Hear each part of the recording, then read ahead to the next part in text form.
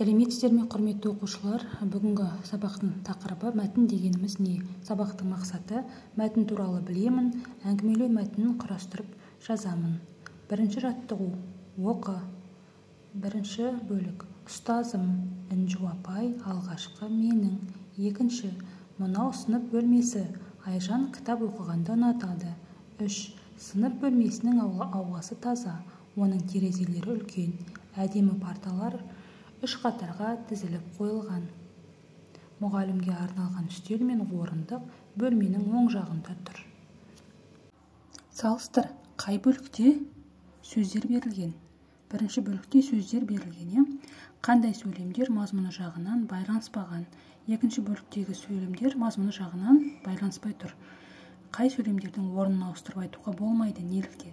Үшінші бөліктегі сөйлемдердің орындарын ауыстырып айтуға болмайды, себебі орнын ауыстырып айтқан жағдайда мазмұны жағынан өзара байланыспай қалады. Мәтінді көшіріп жаз. Екінші жаттығу, сұрақтарға жауап жаз. Сыныпта қанша оқушы бар?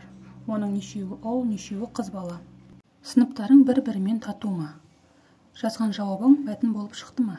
Мәтін не туралы? Мәтін мазмұнына сәйкес келетін тақырып таңда. Біздің сынып тату сынып. Үшінші жаттығу, мәтін тақырыбына сәйкес келетін бөлікті тауып, оны түсініп оқы. Сабақ сөзі нені білдіреді? Сынып оқушылары сабақтан қалмайды. Олар білім құмар балалар. Сабақ сөзі араб тілінен енген. Ол таңертең дегенді білдіреді. Сондықтан сабақ көбіне таңертең басталады. Мәтіннің тақырыбына келетін ол екінші бөлік, яғни екінші бөлік сәйкес келеді. Сабақ сөзі араб тілінен енген. Ол таңертең дегенді білдіреді. Төртінші жаттығу, алдымен, содан соң, содан кейін, ең соңында сөздерін пайдаланып, сурет бойынша мен кезекшімін тақырыбына мәтін құрастырып жаз. Мен кезекшімін. Бүгін сыныпта мен кезекшімін. Сол себепті сыныпқа ерте келіп, алдымен оқушылар келгенше терезені ашамын. Содан соң орындықтарды түсіріп, парталарды дүзеймін. Содан кейін тақтаны сүртемін. Ең соңында сыныптың тазалығын бір тексеремін. Зармен белгіленген ережені оқиға, құрметті оқушылар. Мәтін мазмұны жағынан өзара байланысты екі не одан да көп сөйлемнен құралады. Мәтін құрамындағы сөйлемдер ортақ тақырыппен бірігеді.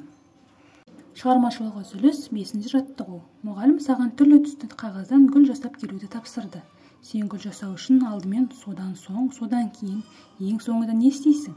Гүлді қалай жасаймын тақырыбына мәтін құрастырып жаз. Маған мұғалім гүл жасауды тапсырды. Алдымен түрлі түсті қағазды таңдадым, содан соң қайшы, клейді де алуды ұмытпадым. Содан кейін сүйікті қызыл түсіммен гүлдің бастапқы бөлігін жасадым. Ең соңында сабағы мен жапырағын жасыл түстен жасап, жұмысымды аяқтадым. Құрметті оқушылар, біздің бүгінгі сабағымыз аяқталды.